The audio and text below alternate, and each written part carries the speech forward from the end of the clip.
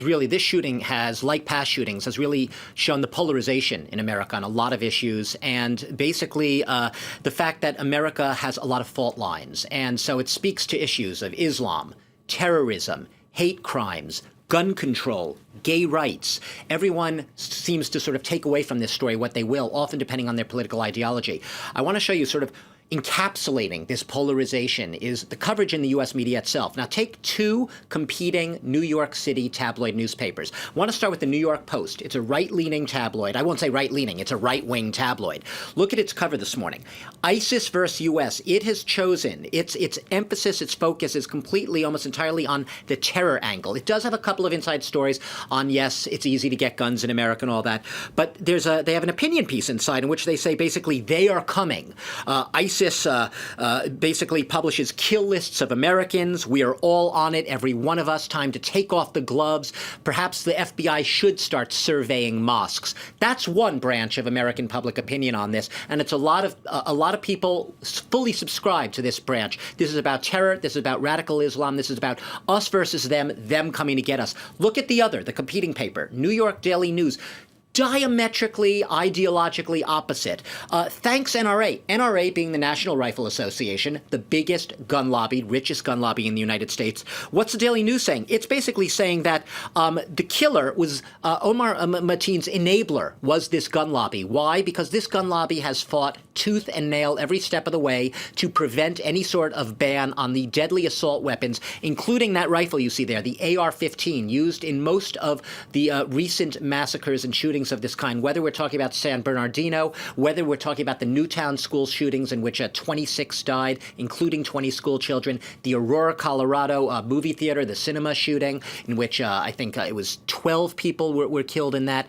They're saying this is about guns at the end of the day. Yeah, there are other elements there. Gun control is at the core of this issue. This was a homegrown shooter, this guy. Yeah, he was a Muslim descent, Afghan descent, whatever.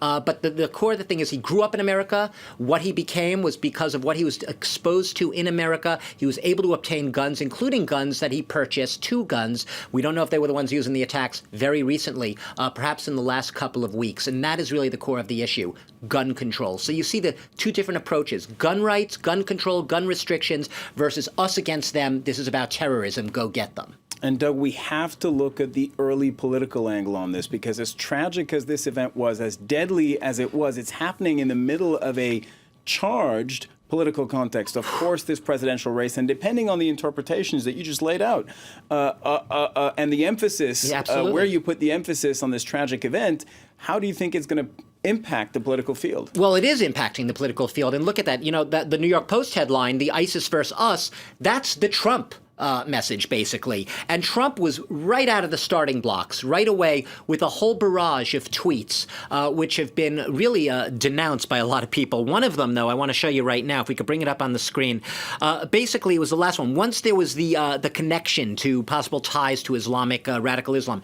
Is Barack Obama going to finally mention the words radical Islamic terrorism? If he doesn't, he should immediately resign in disgrace. There was another tweet that Trump issued basically saying that he had, gloating almost about the fact that he had, quote, been right about the threat from radical Islamic terrorism. A lot of people denouncing these tweets as highly irresponsible, yet they feed precisely into a certain, not just his base, but a certain portion of the American electorate that does see this as a very us against them, that New York Post headline. This is going to stoke this. This is going to play into his hands. You have the conservatives saying, oh, the liberals are always saying these things will play into Trump's hands. Interesting now. Look at Hillary Clinton, his presumptive opponent in the general election going in on the Democratic side.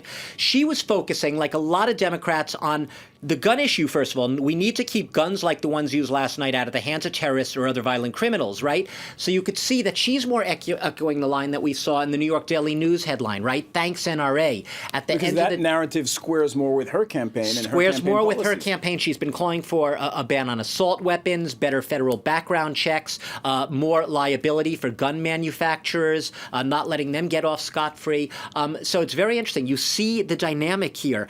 Democrats in general, this is a very interesting thing, and this will play out in the campaign going ahead.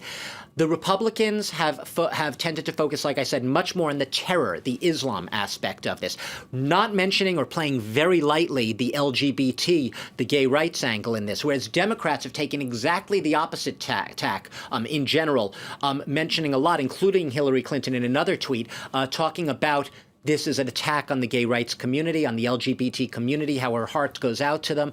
Also, other Democrats playing up, this should really, if the Newtown school shooting didn't do it, this should really lead to strengthened calls, finally, for some tighter gun controls in the U.S. So gun controls, gay rights, very much a dominant issue in the Democratic camp.